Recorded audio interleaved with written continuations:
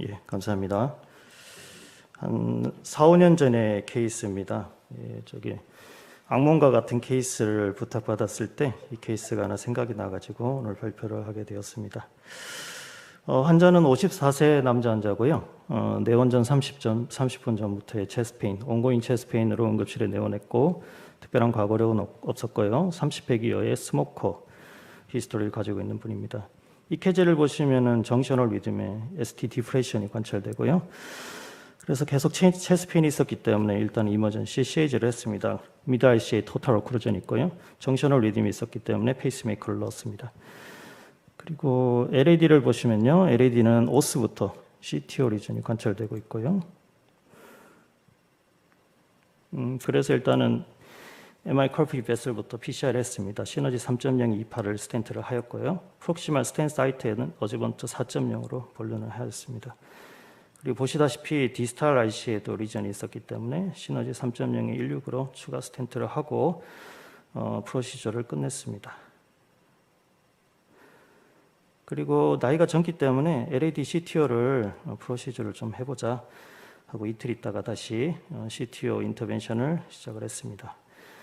더블 펑처를 해가지고 레프트랑 라이트 쪽에 가이딩을 걸고 어떤 컬러터를 만약에 리트로그레이드를 하게 되면 어떤 베슬로 들어갈까 고민하다가 PD 브랜치가 비교적 심플할 것 같아가지고요. PD로 일단 리트로그레이드를 하기로 결정을 했고 아이부스를 넣어가지고 일단은 안테그레이드 어프로치를 하려고 했었습니다. 콘퀘스트 프로 12g을 해가지고 아이부스 가이디드로 해가지고 LED 오스를 펑처를 하려고 여러 차례 시도를 했는데 이게 지금 리얼타임으로 아이부스를 봐가지고 아이부스 이미지가 저장이 안 됐더라고요 보니까. 근데 이게 오스티올 리전이 석회화되어 있는 그런 리전이었습니다. 그래서 펑처가 생각보다는 쉽게 잘 되지 않아가지고 리트로그레이드 어프로치를 하기로 결정을 했었고요. 그래서 필드 XTR을 넣고 파인 크로스 마이크로 카테터 가이딩을 받아가지고 일단은 넣었고요. 그리고 콘퀘스트 프로로 좀 바꿨습니다. 이게 석회화 리전이 심해가지고 오스티움 리전이 그래서 콘퀘스트 프로로 석회화를 좀 뚫어보자 이렇게 이제 생각을 하고 콘퀘스트 프로 12g으로 와이어를 체인지하고 어프로치를 시작을 했습니다. 여러 차례 어프로치를 했고요. 넣었다 뺐다. 안테그레이드도 같이 어프로치를 하고 그 다음에 이제 리트로그레이드도 같이 어프로치를 하면서 여러 차례 했는데 석회화 병변이 생각보다는 굉장히 타이트하고요. 잘 뚫리지가 않았었습니다. 그래서 1시 50분쯤에 저희가 프로시저를 시작을 했었는데 한 5시 20분 정도, 약 한 3시간 반 정도 프로시저를 하고 나니까 집에 가야 되겠다. 이제 이런 생각이 들어가지고 이제 그만합시다. 환자한테 얘기하고 다이도 한 300cc 정도 썼던 것 같습니다. 그래서 환자도 힘들어하고 해가지고 이제 그만하겠다라고 환자한테 얘기를 하고 나머지는 메디컬 트리트먼트 합시다. 이렇게 얘기를 하고 이제 마이크로 카테터랑 들어가 있는 이제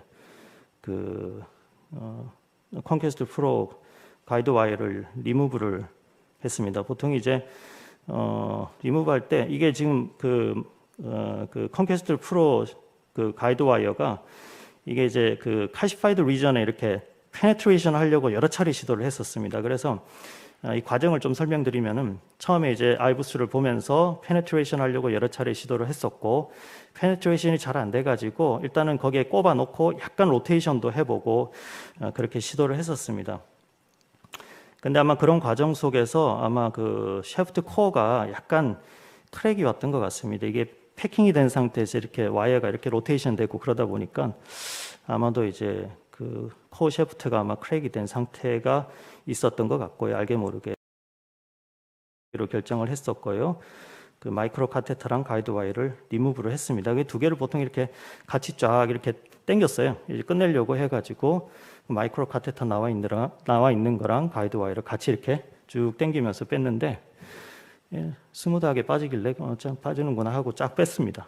빼고 나서 중간 정도 뺐는데 뭔가 느낌이 안 좋아가지고 보니까 이게 가이드 와이어가 끊어져 있는 겁니다. 여기 보시면은 이게 샤프트 중간 부분이 와이어가 끊어져 있는 상태를 볼 수가 있었어요.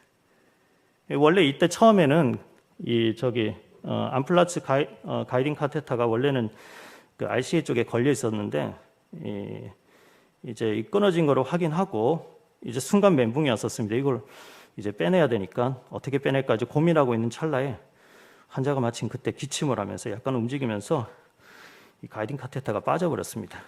그러면서 빠지면서 가이딩 카테터를 리무브하고 어쩔 수 없이 뭐 리무브할 수밖에 없는 상황이었고요. 리무브하고 나서 이제 찍은 영상이 되겠습니다. 그래서 이때부터는 이제 진짜 악몽이 시작됐습니다. 이걸 어떻게 해결해야 될까? 이 와이어를 어떻게 빼낼까? 온갖 고민을 하다가 뭐 방법이 특별한 건 없을 것 같아가지고요.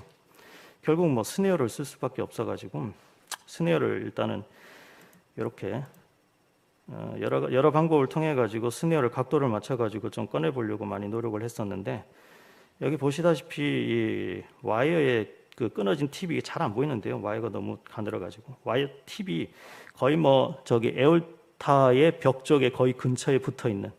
그러니까 이게 앵글이 맞아 가지고 이 스네어 안에다가 와이어를 끄집어 넣어 가지고 이렇게 끄집어 낼 수 있는 그런 앵글이 전혀 아니었어요. 그래서 와이어를 하나 더 넣어가지고 얘를 걸어가지고 끌어당겨서 어떻게 한번 이렇게 해볼까 해가지고 이런 식으로도 시도를 많이 했었습니다. 근데 뭐 잘 안 되더라고요. 그래서 이 와이어를 조금 위쪽으로 좀 당겨가지고 하면 어떨까 해서 EP 카테터를 끄집어내가지고 이제 플렉션이 되잖아요. EP 카테터가. 그래서 이걸 조금 이제 와이어를 조금 위쪽으로 들어 올려가지고 다시 스네어로 끄집어내면 어떨까 뭐 그런 생각이 들어가지고 일단 이렇게 했던 상황이고요. 한 번은 성공을 했습니다. 한 번은 성공을 해가지고 잘 안 보이시지만은 이게 가이드 와이어가 이게 지금 저기 또 이 가이드 스네어랑 연결된 가이드 와이어에 딱 걸려가지고 이걸 이제 천천히 들어 올리면서 하려고 했는데 쏙 빠져버렸습니다. 그래가지고 실패를 했었고요. 8시 반까지 했습니다. 저녁 3시간 동안 하고 나니까 완전히 진이 빠져가지고요. 도저히 못하겠더라고요. 그래서 환자한테는 일단 설명을 하고 일단 끝내기로 했고요. 스텐트를 뭐 며칠 전에 넣었기 때문에 일단은 쿠마리제이션을 좀 하고 나중에 한 3개월 정도 있다가 캐비지랑 와이어를 좀 빼내자 이렇게 계획을 하고 일단은 환자를 병실로 옮겼고요.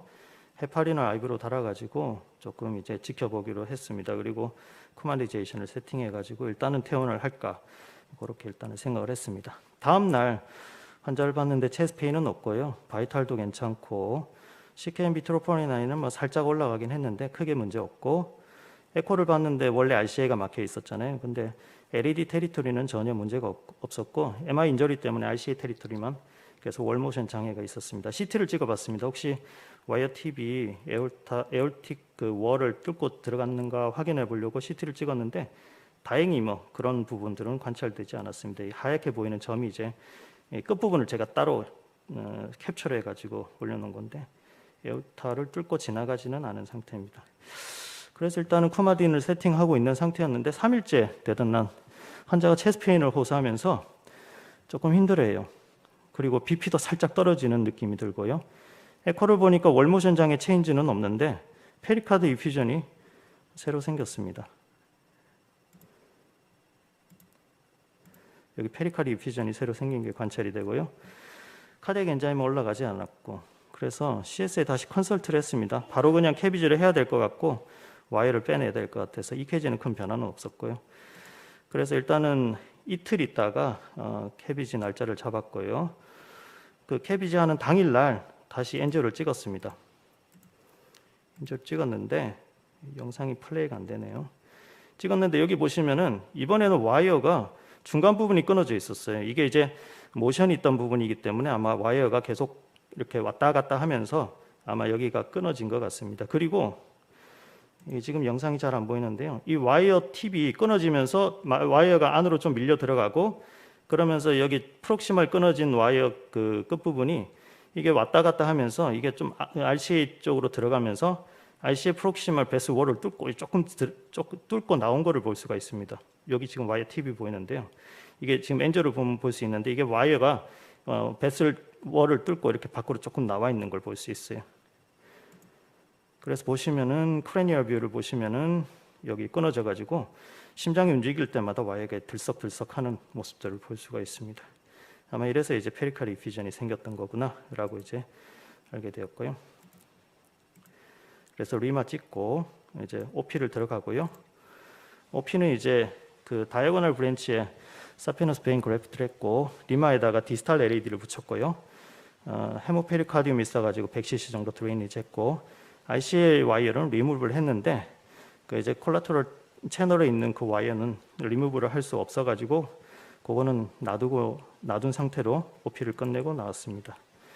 그리고 수술 후 10일째 다시 엔지오를 찍었습니다. 이 영상이 전혀 플레이가 안 되네요.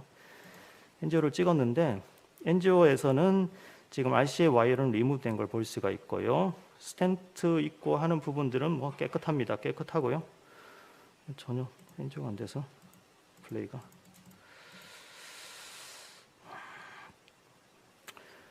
예, 그리고 리마를 찍었는데 리마는 뭐 미드 디스탈 LAD에 이제 아나스토모시스 된 상태에서 뭐 잘 내려가고 있는 거를 볼 수가 있었는데요. 죄송합니다. 영상이 플레이가 안 되네요. 그리고 이제 그 사피너스 베인 그래프트에서 이제 찍었습니다. 그래서 다이아고널 브랜치에 잘 연결돼 가지고 다이아고널 그다음 septal로 플로가 잘 들어가는 걸 확인했고요. 환자는 14일 있다가 이제 특별한 문제 없이 퇴원을 했습니다. POD 14일째 퇴원을 했습니다. 참 굉장히 황당했던 케이스 중에 하나인데요.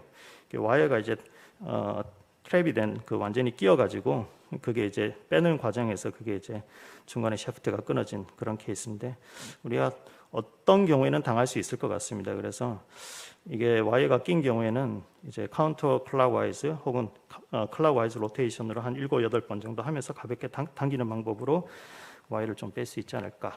그리고 빠지지 않는다고 급하게 잡아당기면은 이런 문제들이 생길 수 있다. 그리고 때로는 이제 그렇게 해서 와이어가 빠지지 않는 경우에는 뭐 카트라든지 혹은 리버스 카트를 통해 가지고 그 플락을 조금 크랙한 다음에 와이어를 좀 리무브하는 것도 하나의 팁이 아닐까 하는 그런 것들을 좀 찾아봤고요. 어쨌든 와이어는 충분히 강하지 않기 때문에 우리가 이런 뭐 여러 가지 프로시저를 할 때 와이어의 매니플레이션에 굉장히 주의해야 되지 않을까 하는 그 메시지가 오늘 제가 드릴 메시지가 아닐까 싶습니다. 감사합니다. 예, 좋은 케이스 감사합니다. 여기 지금 나와 계신 분이 4분 나와 계시고요. 온라인에도 계시는데 뭐 간단한 질문 또는 뭐 또 경험에서 해결할 수 있는 팁 이런 거를 간단하게 말씀해 주시면 감사하겠습니다. 예, 김성훈. 네, 반갑습니다. 저 진주고려관 김성훈이라고 합니다. 좋은 케이스 잘 봤고요. 근데 이거는 원래 있으면 안 되는 일인데 이게 원래 MR을 왔는데 RCMI인데 수일 있다가 스텐 2개를 넣고 콜라테랄로 레트로그레이드로 이렇게 LAD를 갖다가 시투했다는 게 조금 이건 너무 성급했던 것 같고 원래는 이게 이런 일이 발생할 수 있으면 안 되는 어떤 시츄에이션이었는데 우리가 만든 것 같거든요. 우리 이아트로기능하게 우리가 와이어를 어떻게 빼고 이런 게 중요한 게 아니고 이런 상황을 안 만들게끔 해야 되는 게 우리가 좀 해야 될 일 같아요. 왜냐하면 CTO는 그렇게 내가 들고 싶는 게 아니거든요. 근데 이 환자한테서 그렇게 빨리 선생님이 그렇게 한 뭐 며칠 만에 꼭 뚫어야 되는 상황이 됐는지 RCA 이너트 스텐 2개가 아직까지 네오인티멀 하이프라시아도 안 된 상태에서 그렇게 너무 했던 것 같아가지고 너무 들으면서 내가 너무 깜짝 놀라가지고 말이 잘 안 나오는데 그렇습니다. 이게 사실은 우리가 필드에서 제일 조심해야 될 게 뭐냐면 우리가 케이스를 만들어가는 건 아니거든요.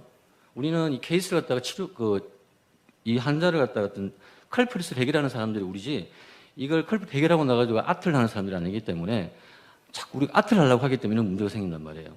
우리는 이 환자한테 필요한 것만 딱 해주고 디바이더로 해가지고 하면 충분하게 좋은 어떤 파이널을 만들 수 있는데 우리가 너무 서두르다 보니까 이런 말도 안 되는 정말 상황들이 생기거든요.